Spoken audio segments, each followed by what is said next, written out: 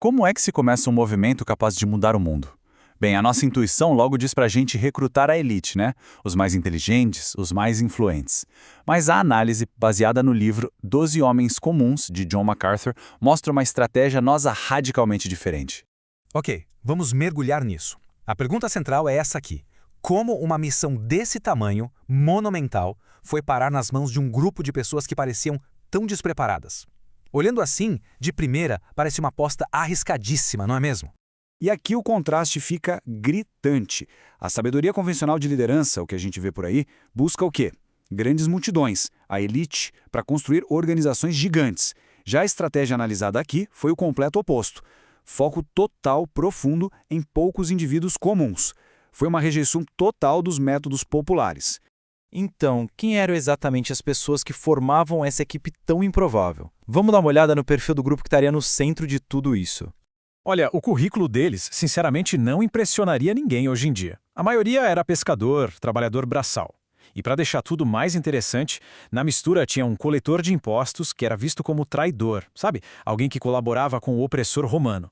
E do outro lado, um zelote, um radical político que queria derrubar esse mesmo governo. Imagina a tensão. Os outros eram comerciantes, artesãos, gente do dia a dia. E tem mais, a origem geográfica deles também os colocava totalmente à margem. Eles eram da Galileia, uma região rural, bem longe do centro de poder e influência que era Jerusalém. Isso só reforçava a imagem de que eles não pertenciam à elite religiosa ou intelectual da época. Eram forasteiros. Então, qual era a lógica por trás de tudo isso? A resposta, a chave de tudo, está bem aqui, nessa citação.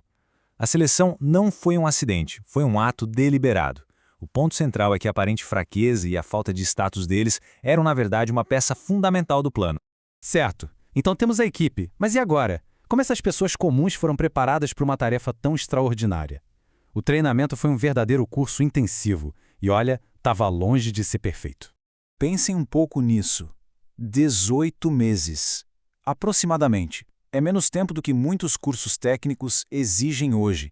E nesse período, que é um piscar de olhos, eles precisavam ser moldados para dar o pontapé inicial num movimento global. A pressão devia ser enorme. E esse chamado não foi uma coisa de um dia só. Foi um processo, com fases bem distintas. Começou com um convite pessoal, a conversão. Depois evoluiu para algo mais sério, largar as profissões, o ganha-pão, para um discipulado em tempo integral. Daí, veio a seleção oficial como os 12 apóstolos e, no fim, o envio para o mundo, que para a maioria deles significaria o martírio. E é muito importante destacar isso aqui. Esse treinamento não criou super-heróis perfeitos. Eles eram profundamente humanos. As fontes mostram como eles entendiam mal os ensinamentos, como a fé deles vacilava, e no momento mais crítico de todos, o grupo inteiro simplesmente se desfez e fugiu. Um fracasso monumental. Vamos avançar para entender como tudo isso se conecta. A fraqueza e os fracassos deles não eram um problema. Na verdade, eram o ponto central da estratégia. Era, por assim dizer, a arma secreta. A palavra apóstolo aqui é fundamental. Não significa só aluno ou seguidor. Um apóstolo é literalmente aquele que é enviado. Pense num embaixador oficial com autoridade delegada. A autoridade que eles tinham não vinha deles mesmos, mas vinha diretamente de quem os enviou. E este outro versículo ilustra a lógica de um jeito brilhante. A fraqueza humana deles criava o cenário perfeito para que um poder muito maior ficasse evidente. Assim, não sobraria nenhuma dúvida sobre a origem dos resultados. Então, aqui está o pulo do gato. O sucesso não aconteceu apesar das origens humildes deles. Não, aconteceu por causa delas. O plano foi todo estruturado de um jeito que ninguém pudesse olhar para aquele impacto extraordinário e dizer, claro, esses caras eram geniais. O crédito, ele seria direcionado para a mensagem, não para os mensageiros. E qual foi o resultado final dessa estratégia tão contraintuitiva? Vamos examinar o legado que esse pequeno grupo de pessoas comuns deixou para a história.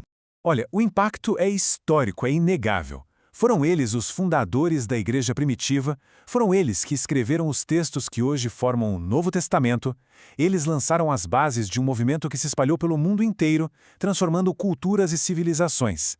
Literalmente, viraram o mundo de cabeça para baixo. Resumindo, a história deles serve como uma grande demonstração. A escolha deles foi para provar que a força transformadora não estava nas credenciais dos mensageiros, mas sim na própria mensagem e no poder que os capacitava. E tudo isso nos deixa com uma pergunta final, para a gente refletir. Se essa estratégia, usando gente comum, iniciou um dos movimentos mais influentes da história, então qual é o verdadeiro potencial daquilo que a gente considera comum e ordinário no nosso próprio mundo?